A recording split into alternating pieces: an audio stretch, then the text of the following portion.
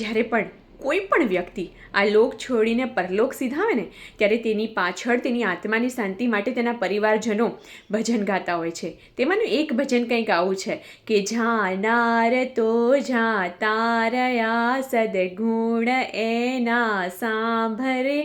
અને સાચું જ છે, જ્યારે વ્યક્તિ આ લોક છોડીને પરલોક જાય છે ને ત્યારે સાથે કાંઈ પણ લઈ નથી જતા, માત્ર ને માત્ર તેના સદગુણને જ સાથે લઈ જાય છે, જેને આપણે યાદ કરીએ છીએ.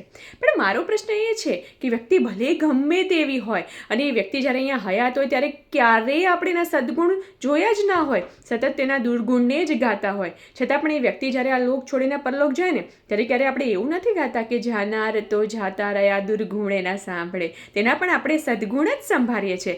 તો પછી શા માટે વ્યક્તિ અહીંયા હયાત છે ત્યારે આપણે એના સદગુણ નથી જોતા?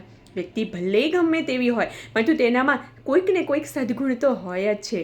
માટે જે વ્યક્તિ અહીંયા હયાત છે ત્યારે ભલે ગમે તેવું કામ કરતી હોય પણ તેના સતત સદગુણને જો આપણે યાદ કરીશું ને તો એ વ્યક્તિની આત્મા હયાતીમાં જ તૃપ્ત થશે. અને ક્યાંક એના અંતર્મનમાં એવું થશે કે હું ગમે તેવા કામ કરું છું છતાં પણ સામેવાળા મારા સદગુણને જ જુએ છે. તો ક્યાંક એ પોતાની જાતને બદલવાની કોશિશ કરશે. અને હયાતીમાં જો એની આત્માને તૃપ્ત કરીશું ને તો ના ગયા પછી એને તૃપ્ત કરવાની જરૂરત નહીં પડે કે જ્યાં તે જોઈ જ નથી શકવાની કે મારા સદગુણ ગવાય છે.